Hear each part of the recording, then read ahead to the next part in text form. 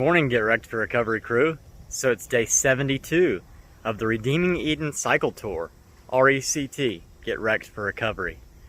A bicycle ride across America to raise awareness that there are addiction recovery options available, that you don't have to die in your addiction. There's churches, celebrate recoveries, and rescue missions all over the nation, all over the world that just want to help you if you find yourself bound by addiction. So I'm here in Eads, Colorado. Got here last night, late after dark. Set my tent up by that picnic table and against that fence. Did not see the water here or the area where everybody else has obviously been camping. That is, not where the sprinklers turn on. Sprinklers all on that table down there. I feel like I got away with murder, honestly, because this whole entire section, I had no idea. I almost put my tent up in that corner. I walked all the way down to the water tower, and there was a no trespassing sign on the end, so I was like, oh, I guess I'll just stay here by this picnic table. I'm pretty sure that somebody physically, manually turns these sprinklers on each morning, they don't do an automatic system. I don't know, because there's no way that this grass is all just as green as the rest, but for some reason it's not on right now, unless it's Providence, in which case I'm cool with that too. But anyway, so the only thing in town that it looks like is open on a Sunday is the TA truck stop, which is a mile north. So I'm going to go up there and try and find some breakfast and then get on the road. I should be in Kansas today. Should be. I'd like to be. I would like to get as far east as I can before the storm starts, and really find a nice place to settle down in case I can't get up from the rain for those 24 hours. So we'll see. Either way, I need to make up as much time as I can now in case I do take a down day, so that I don't have to do makeup work later. So with all that being said, I'm getting on the road. I love you guys. I'll see you later.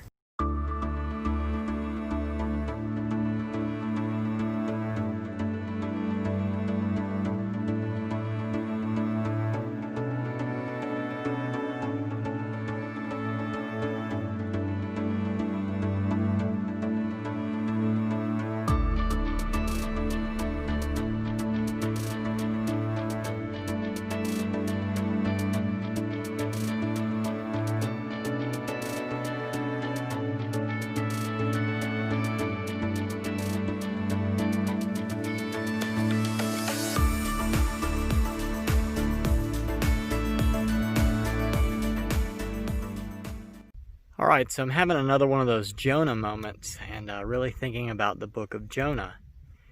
It's only 4 chapters. You should go check it out if you've got a Bible near you. So Jonah gets swallowed by a great fish, and then he goes and preaches, and there's a revival in Nineveh.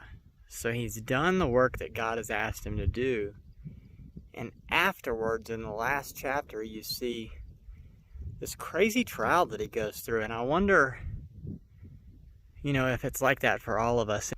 Anytime we go through a period of revival in our lives, if there's a time of testing after that. Because today has been 105 degrees.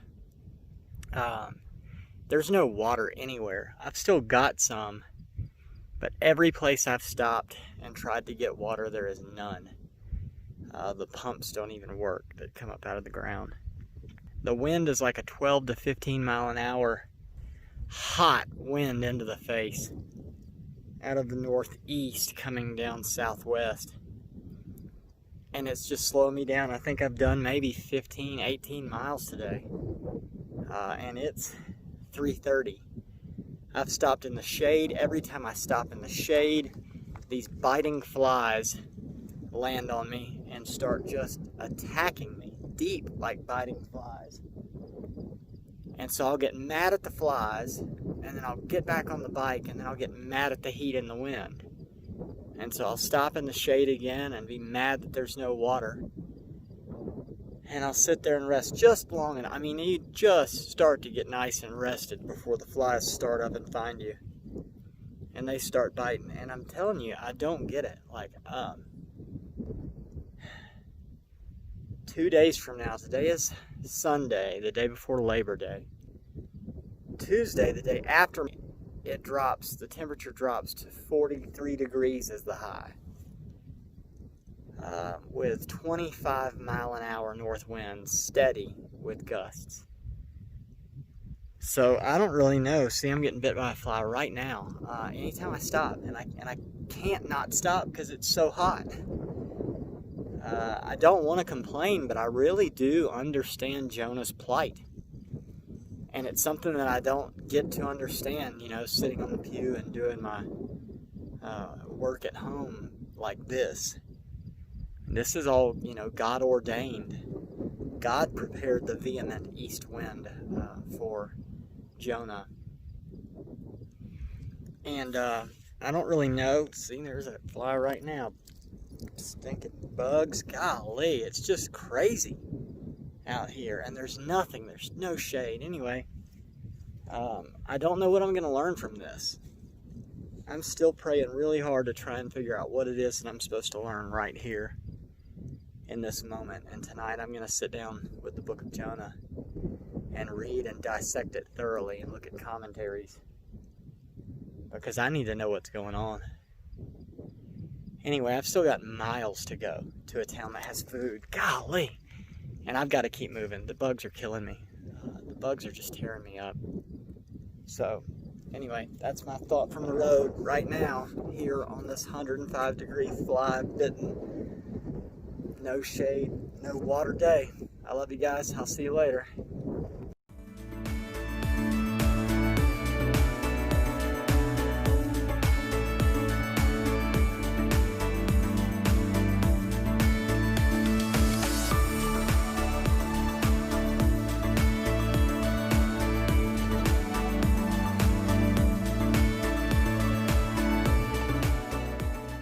Right, so Sheridan Lake Bible Church. Thank God for this place. I made it 30 miles today, all uphill, a lot of it, a lot into the wind, and 105 degree high was the final count. It took everything out of me. As soon as I pulled into town, I went to the convenience store, which is closed on Sundays. They don't open till 7 tomorrow. And I looked all around for water, couldn't find anything, pulled up the bicycle route navigator map, saw this church, headed over here.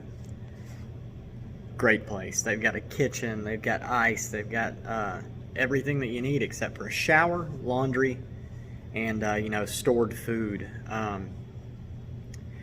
So I started trying to pray through, what do I do? Because tomorrow it's like 15 mile an hour winds steady all day.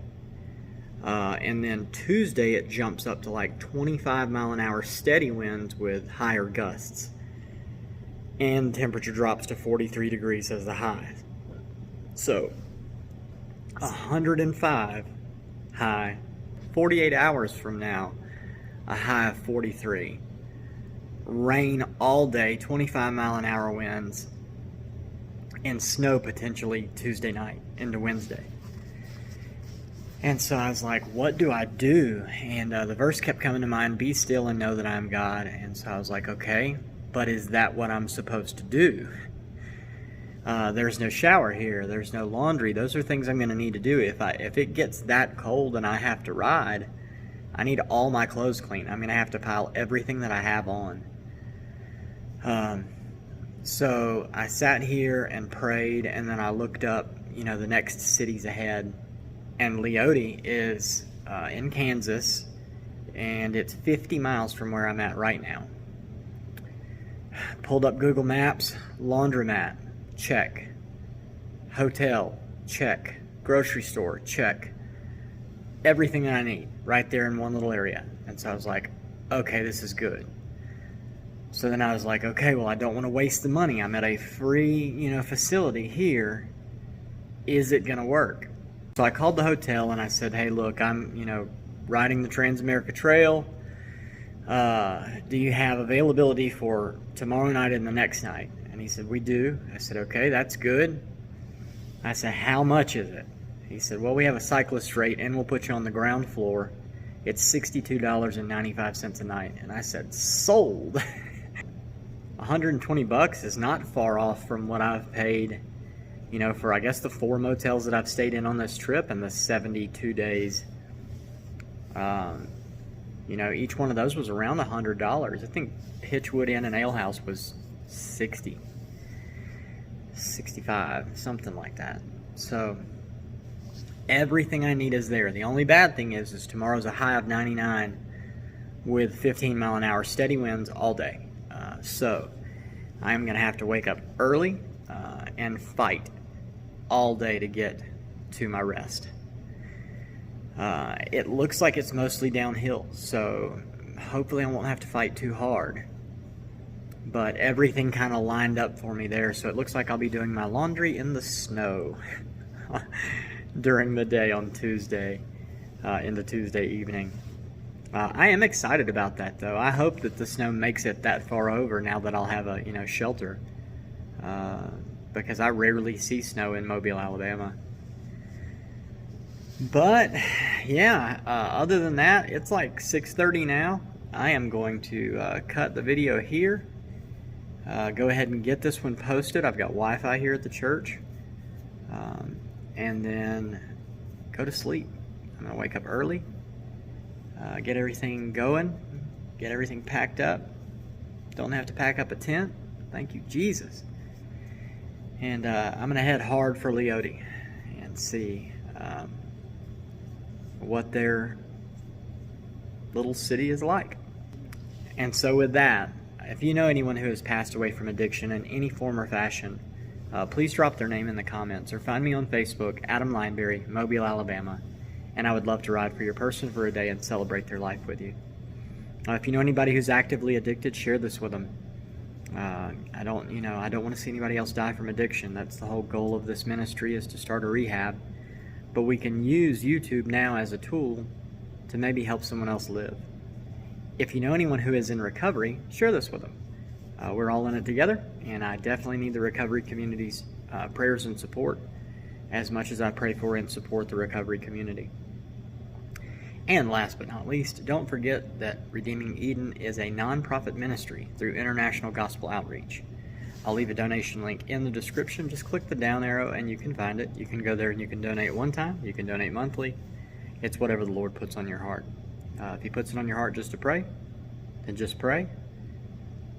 Prayers got me to tomorrow, Kansas, state number 7. Incredible. This is so much fun. Even all the little crazy experiences along the way, and me and my Jonah-ness, it's all so worth it. So, yeah, from here at the Bible Church in Lake Sheridan, Colorado, a few miles from the Kansas border, I love you guys. Jesus loves you. I'll see you later. Have a good night.